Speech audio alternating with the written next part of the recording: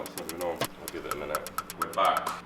Yo guys, James Ford here. Welcome back to my YouTube channel and welcome back to the travel and training series. Today is episode 2. We are now in London. We've got a big day ahead. We're gonna kind of show you what we've been up to on the daily, obviously with our workload, with online coaching, while we've been here in London. And we're gonna take you to King's Gym in Croydon, the notorious King's Gym. And me and Kianna are gonna hit the leg session, which will be fun. So we're gonna crack on with breaking and catch you guys when it's ready. First thing on the menu, London, England, and cosmetic things, gourmet, vegetables, and Nando's Pyrenees.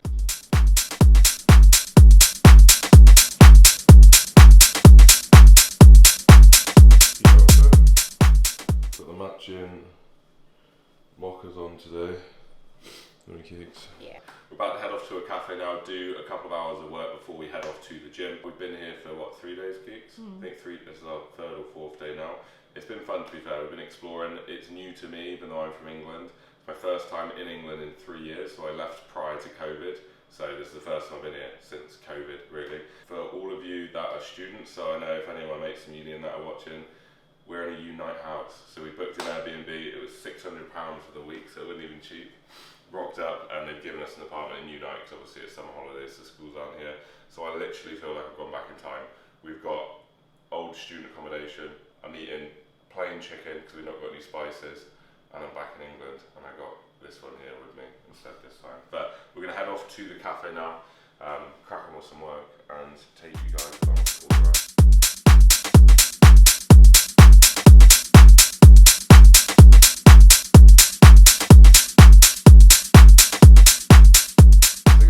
Finished up at Starbucks, got a bit of client work done.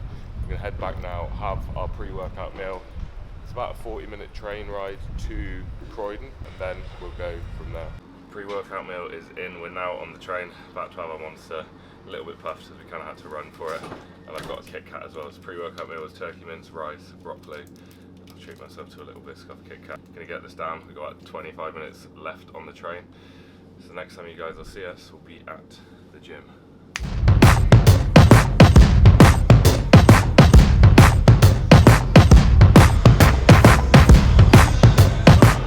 Guys, we're now at King's Gym. The atmosphere here is actually nuts. I've heard very good things about the gym. It's living up to expectations so far. But I'm going to try and offer as much value as I take you through this leg day as I can. So we're going to start off with calf raises.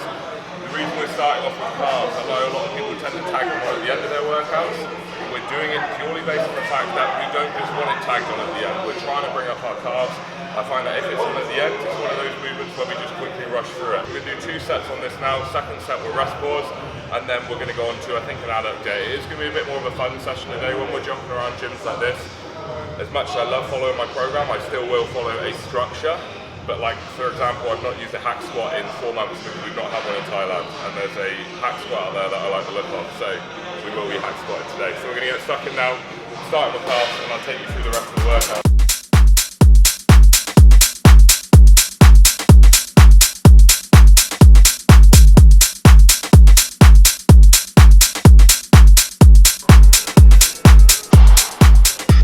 So guys, exercise number 2 is going to be a hamstring curl. We're going for a kneeling hamstring curl. Well, it's actually standing, it's not kneeling. But the reason we're going to put the hamstring curl here, as opposed to pinging it at the end, is 1, we're trying to bring up our hamstrings, and 2, it's going to activate our hamstrings, which means we're going to get more recruitment from them when we go into our compounds a little bit later on. Now, putting a hamstring curl this early on in a workout, it could potentially take away from your compound lifts, but it is going to make your compound lifts that little bit safer. We're going to have more fluid in the knee joints, we're just going to have a little bit more blood in the muscles, and to some degree you could argue that you may be able to perform a little bit better in your compounds as well, the most bang for your buck movement. So we're going to get into the hamstring curl now. Unsure of weight because it's the first time on here, but we'll run 2 sets on this as well, 6 to 9 and a 10 to 12, and we may chuck a rest pause on. With this, I'll probably just be gauging things by feel. So if I feel like a little bit more intensity is needed, we will put a rest pause in. Because we've not got our standard numbers, we haven't got our standard kit here, it is just a matter of playing things by ear and seeing how we go.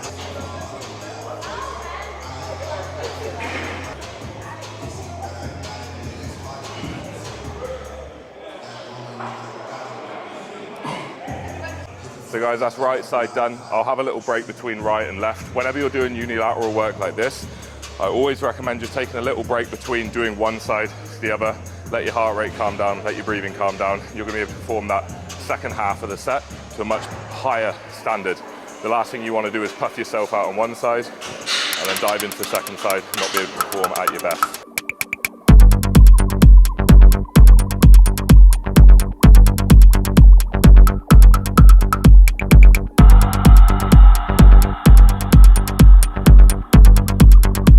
So next up, we're going to be running on to our compound movement. So we've got a hack squat, and then I usually run a leg press variation, but they have a pendulum that I might try depending on how my knees feel.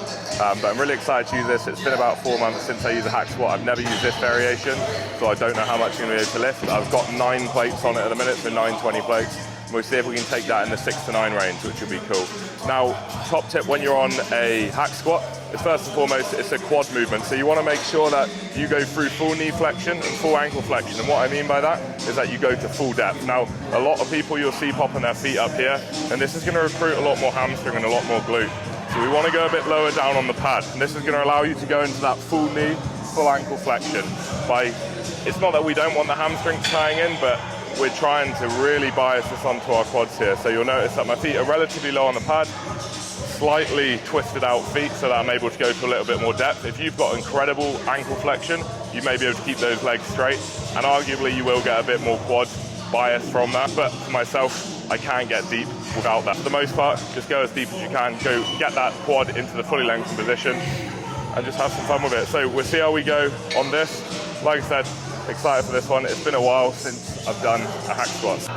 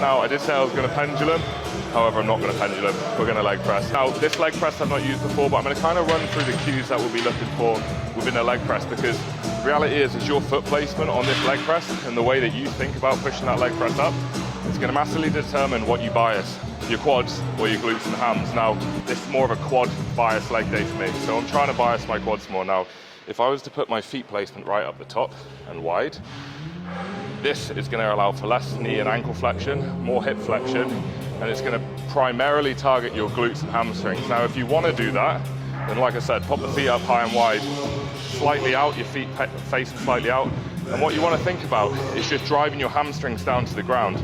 So if you were up there, just rather than just pushing up, think about driving your hamstring down, and that's going to engage your hamstrings. Now, because we're going to be running this quad bias leg press, we're going to want to go that lower stance, kind of like what we did with a hack squat. So we're going to want to go lower and narrower. The reality is though, especially for me, I'm not very flexible in the hips, knees and ankles. So if I go too low, I simply can't get very deep at all. So I'm probably going to press up around central here.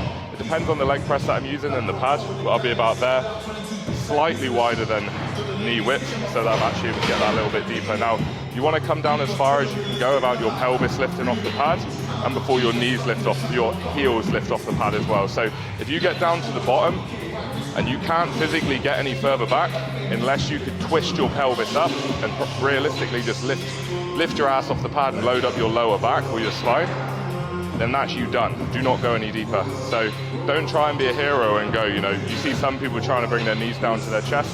If you can do that without your pelvis lifting off the pad, then fair enough, but for the most people you can't. So work through your active range of motion. Now, I'm gonna warm up on this now. Once again, don't know my weights, so we're gonna have a feel for it and see how we go.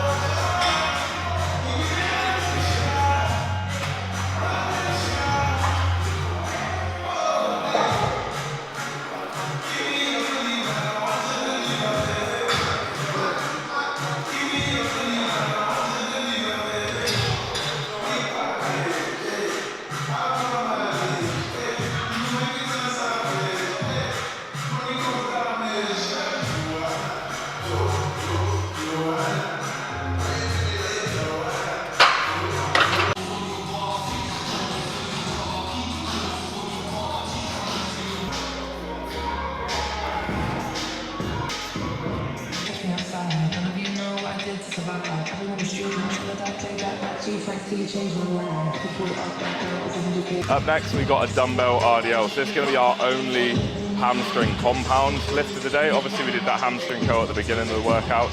This is, like I said, more of a quad bias leg day, but we are going to chuck in one hamstring compound. So we'll be running the dumbbell RDL. If I'd lower back loaded earlier on in this workout, so if I'd done something like a barbell squat, I wouldn't be doing this. It'll be too much lower back fatigue. It'll put me at risk and I wouldn't be able to perform the movement properly. So just make sure that when you're structuring your workouts, that you take things like that into account. Some of you might be fine, but for the most of you, too much lower back load is going to cause a hell of a lot of systematic fatigue, and it's going to ruin the point of the exercise. Now, with a RDL, the main focus is it's a hip hinge movement. So the reality is we want to lower that weight through the movement of our hips shifting back, and we want to raise the weight from the movement of our hips shifting forward. So when you come down, you want to make sure that you lock that, make sure that your core's tight, your chest is up high. You want your head to come down with your body. So what I mean by that is I see a lot of people as they come down into an RDL and their head sticks up in the air. You don't want that. You want to make sure it comes down for safety reasons and just to make sure that you're all just fixed into a position as well. So as you come down, what I like to use as a cue here is imagine someone's got a piece of string tied around your waist and they pull it back. So that's kind of what we're trying to replicate. You should feel a stretch in your hamstrings on the way down. You want to keep your legs as straight as possible. If you bend your knees a little bit more, you're going to get a little bit more glute activation, but because we're trying to primarily load the hamstrings here, just keep those legs relatively straight. A small bend is okay, but just keep them pretty locked and just move down like so and drive up with those hips. So we're going to get stuck into that now. We're going to do 2 sets probably, see how I feel after first, because we may only do 1 set. Try and run a 6 to 9 and then a 10 to 12 again. And then Kianna's going to run, I think, 2 sets as well.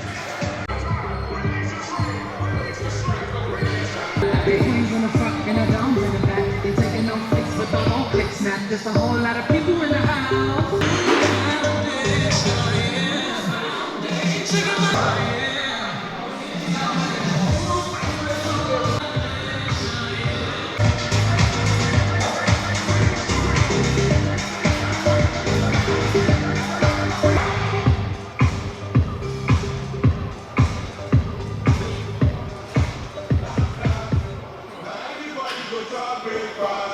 We're going to be finishing off with a leg extension today. Now, the leg extension that we're using is a very special piece of kit. It's Prime. So if you're not familiar with Prime kit, it allows you to load the machine to match certain strength profiles. So because we're at the end of the workout, we know that we're primarily going to be weakest in that shortened range. So when we're at the top of that leg extension range there, and we're going to be strongest in that lengthened range.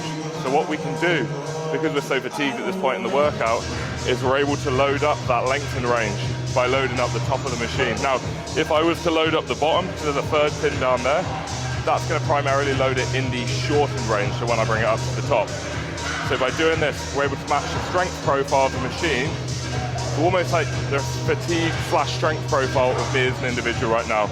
So we're going to go 3 on the top, 2 in the middle, so this middle range is going to be like an almost standard leg extension. And then this is going to load up that lengthened range. So what's going to happen is it's going to feel heaviest when my legs are in the lengthened position, like that. And then as I come up, that load is going to drop off ever so slightly. So it's going to make it a little bit easier at the top.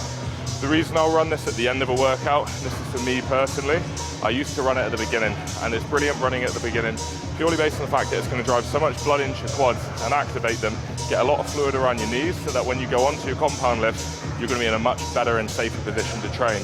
However, because I'm relatively strong on my quads, I find that on quad extensions, I have to seriously load them up, and I've had knee issues in the past because of heavy loading on leg extensions. So by placing them at the end, I'm still able to bring a set to true failure.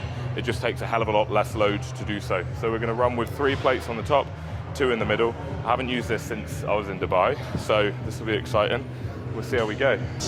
Another top tip, guys, if you are someone who's relatively strong, is get yourself a set of straps. I haven't got mine on me now, but I would usually strap into a leg press. It's just one less thing to think about, because the reality is that when you're pulling yourself down into that chair, it's something you still have to actively think about. So anywhere where your grip can become a limiting factor, whether that is actually limiting your ability to take a set to true failure, or if it's just taking your focus away from the actual lift and placing it on that grip, eliminate that limiting factor. But let's see how we go.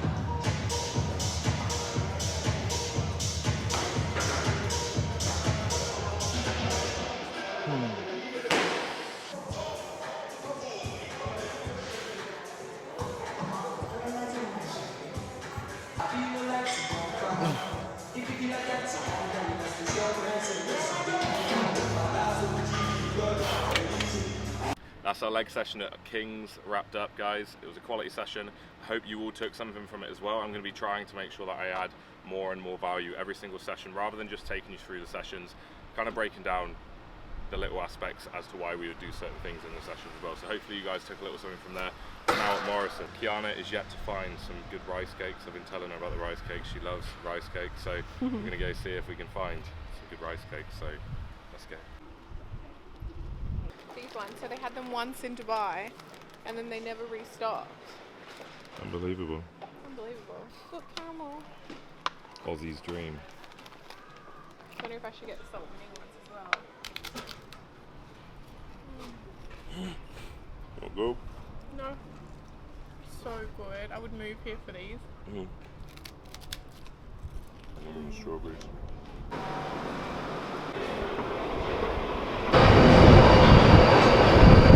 So guys, it is now tomorrow, so we've gone forward about 15 hours in time.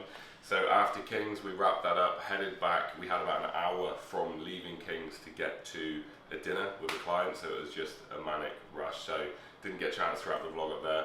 I hope you guys all took something from the session. I hope you guys enjoyed it. We are actually going to be filming another vlog today. We're going to be going around London and trying all of the donuts and rating them for you guys, which, if that sounds like something you want to watch, then make sure you hit that subscribe button so that you don't miss anything. But if you did like this video, make sure you give it a like, make sure you give it a comment, and if you haven't already, then once again, make sure you hit that subscribe button so that you don't miss any of the next videos. But this is a wrap up of episode 2 of the Travel and Training series, and we'll see you guys in the next one.